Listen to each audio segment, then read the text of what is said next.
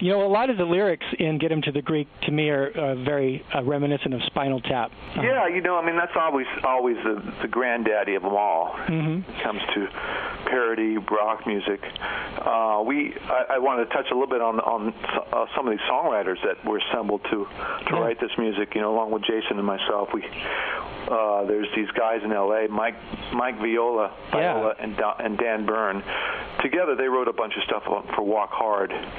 Oh, yeah. Which I think Judd produced that film as well, so they had history with him. And these guys just knocked it out of the ballpark, you know, with I Am Jesus and Searching for a Father in America and The Clap and several other, Oi, Oi. Just a lot of, they just completely got it, you know, what Aldous was all about. When you produced those tracks, did you play guitar on them, or did you sort of sit back and you did? That sounded like you. So that's cool. So you had the fun of playing and producing and writing and doing Blind Medicine and Jumbo Shrimp, and definitely not your, as a Diodato says, around the corner type of project, huh? Yeah, we kind of hit a lot of bases on that one, and it was fun. I mean, it was fun, and I worked a lot with Russell to be a singer, and he was just I can't say enough good things about him as a person, and you know, he was just so much fun. Well, of course, in the first movie there was a song Inside of You.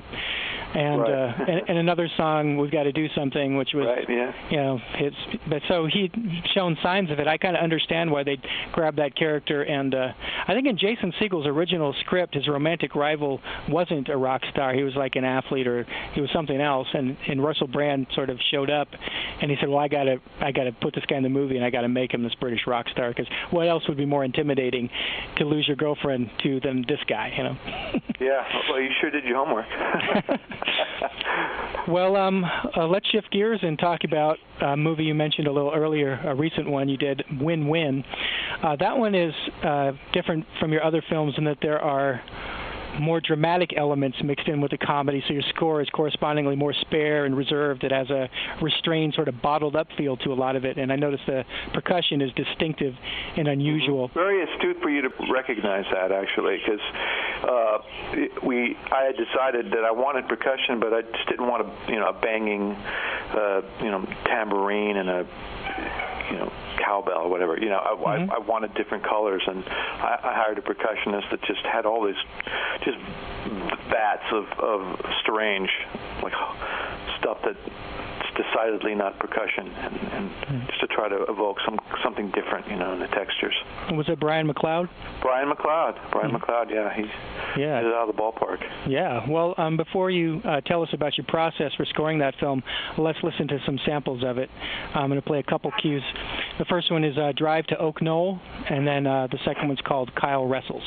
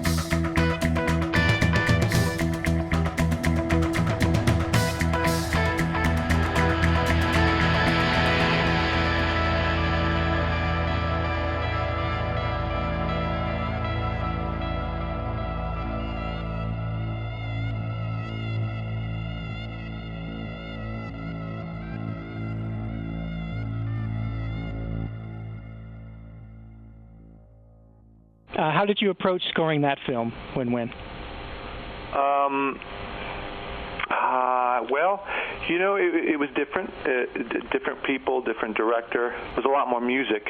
Yeah. In this.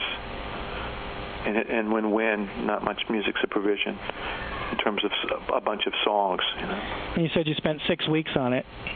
Yeah, it was about 6 weeks. From the sample we just heard, the entire soundtrack isn't like that. It has its peaks and valleys and everything, but musically it's so different from a lot of the other cues you've done. So it's a different type of film too. It's like you said, it's not a Judd Apatow film at all, and I like it. But if somebody heard something else you did and heard this soundtrack, they might not realize it was the same composer, which I think is a tribute to your own versatility. Oh, thank you. I appreciate that.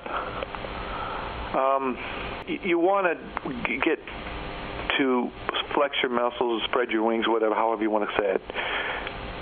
And on this movie, I felt like I'd be able to do something different that I hadn't done before. It's always good to expand your scope as a composer, not only to do it, but also to expose what you can do, just so you can vary the work, so you can have other stuff open up to you. And in the case of When, I really felt that there was more drama, more music, different type of music that I'd done. Did it have any temp music in the footage you saw, or was it just silent? Yeah, that was also temped in. The music was temped in as well. But it was all over the place. Yeah. Yeah, well, it's cool. I like listening to it. It's like I said, it's different, and it's really good. When one of your movies comes out, do you like to go to the theater to see it, or are you so sick of the material by then you're just eager to move on to something else? Usually by the time it's over, I'm done with it. I really don't want to hear it or see it for a while. It doesn't surprise me. Yeah, and there was also, being that there was a soundtrack CD, not only did I have to wrap the music for the film, but also for the CD, the soundtrack CD, so you're doubly sick of it, kind of, right. You could be extremely proud of it and write music you think is really good. Yeah. But, even the best ice cream in the world you get tired of it after. Well, I hadn't thought about this, but the soundtrack album and the theatrical release date, how do they coordinate those? Do they like the music to come out the same day, or a little after, or a little before? Probably usually not a little before. But a little before to stimulate interest. Yeah. Yeah, I guess that makes sense. A little late on the release of When, though. I think it may have been released a little bit after the film. It was released a few weeks after the film had been released. It's just the way it worked out, the timing. When you see your name up on the screen in the credits, how does that make you feel? Does it make you feel proud? Does it embarrass you? Or? Well, I think the only time I was embarrassed is when, during the audience previews, and that Vile rap song came on the screen. I think that was the only time I felt embarrassment. But no, it's a good feeling. It's a good feeling. It's not like ever since I was a kid, I visualized my music in movies and my name on the screen, and it's kind of still a big deal. I still get pretty excited about it. It's pretty neat. The funny thing about Superbad, because you wrote so much great music for that appears throughout, is when your name appears, music by Lyle Workman, it's like a Bar-Kays song that's playing. Yeah. So it makes people think, oh, did he write this? This is great. Yeah, I think a lot of people think that a lot of those songs that are in there I had something to do with, but nope. Well, we don't have the time to cover every single movie you've ever worked on, but before we leave that topic, there's one more thing I wanted to ask you about. The soundtrack album for the TV show Sons of Anarchy. Right, yeah. There's a track credited to Lyle Workman and the Forest Rangers. It's a version of the Creedence Clearwater song Fortunate Son. You play solo acoustic guitar on it, and there are no other elements on the recording. So my question is, who are the Forest Rangers, and what was their contribution to that track? Well, the composer of the show, Bob Thiele, put together musicians to form this band, I guess, the Forest Rangers. And I really didn't know about that. I really didn't know about the Forest Ranger. It was just a session. Bob came to my studio and said, well, we want to do a kind of acoustic guitar version of unfortunate son, and that kind of was it. Yeah, all that I understand. It's the crediting the solo one musician's playing, and it's Lyle Workman and anybody. There's no band. Well, yeah, I think I think he's just created this band. Oh, I see. It's like a joke. Kind of have an anchor for all the various music, because there's a lot of songs that he produces and does covers of in different styles. Right, I see. We also did like Stone. What did we do? We did a couple Stone songs, and just always a fun. Have you done any other work for television? Yeah, I did a little show for Jon Favreau after I'd done my first movie called Made. He had a show called Dinner for Five. Would you be interested in working on a weekly series, or does that seem like too much of a pressure cooker? Or you burn out on that, maybe? No, I would consider it. I would consider it. I mean, the thing that's good about that kind of work, it's real steady, and if you're lucky enough to go into syndication, it's mailbox money. Right. Down the line, which is really nice. So I have some good friends that do that, and it is hard work. Oh yeah. Especially the first season's really tough, but once you're over the hump, then you kind of know what you're doing, and you're generally not redefining the music for it. It's you can recycle themes and sounds and the textures, and you kind of have it set. You get to sort of create your characters musically, and it just gives you a lot you can go back to without having to redefine it. Right. Every movie I do, I have to completely start from scratch and redefine. I don't want to do what I've already done. I want to be able to give every movie its own distinctive musical, personality. It's tricky. It's tricky writing music for films because there's a bunch of other stuff going on. Well, speaking of other stuff besides films, let's go ahead and talk about your solo albums. You've done 3 of them so far: Purple Passages, Tabula Rasa, and Harmonic Crusader. It must be nice to be able to create music now and then just for your own personal enjoyment without any restrictions imposed upon you. With just one exception, every track is instrumental. What I find enjoyable and refreshing about your style of composition is your unpredictability. Often start off with one feel and take a complete left turn, and often more than once. I'm going to play something from your second album that I think illustrates that pretty well. It's called The Great Race. And before I play it, do you want to explain the connection between the title and the music? Well, it's always a little difficult coming up with titles because I don't start with a visual. Right. It's just very instinctual. Just letting the music kind of happen. The reason I ask is that I have an idea in my mind, and I wanted to see if I'm on the right track. Well, I'd like to hear that theory because I'm going to say that's what I thought of. Right. Well, I have 2 ideas.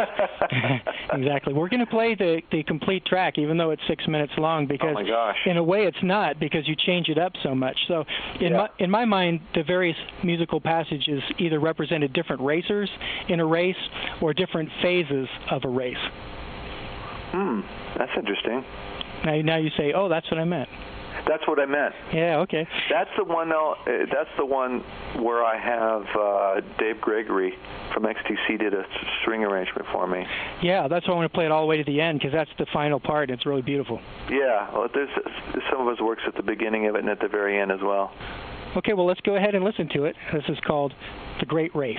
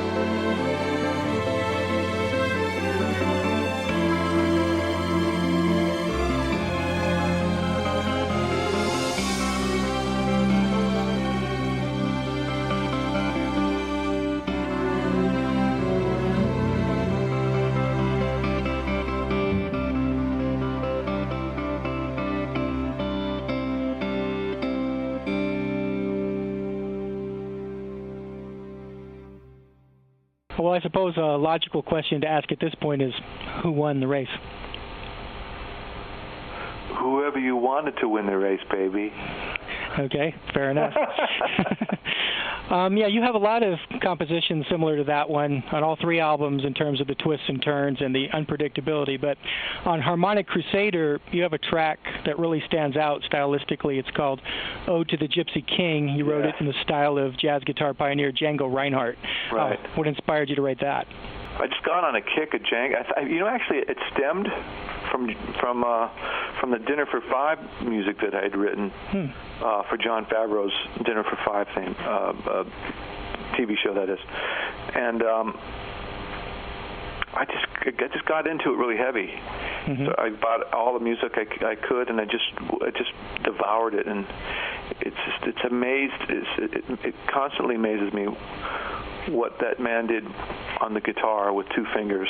And so ahead of his time musically, even if he had all his fingers, but particularly with missing fingers. I mean, there's things that he's doing. It's like, oh, there's a Chuck Berry run right there. Okay, there's Bill Haley. Mm-hmm. I mean, you can trace it all back to this guy, this French gypsy. What I like about that track is usually when you hear that type of music, you have to endure a lot of scratchiness and uneven balances between the instruments due to the recording limitations of the time. But your recording is so clean that it gives you a sense of what Django's band might have sounded like live in person. Yeah, it's good that you mentioned that, because I wonder about that all the time. It's like, what would it have been like to have been sitting in a nightclub and hearing that music the way that it really sounded.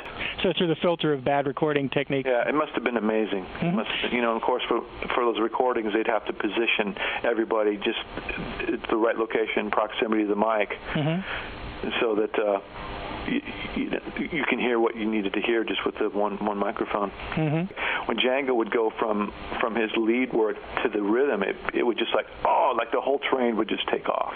Yeah.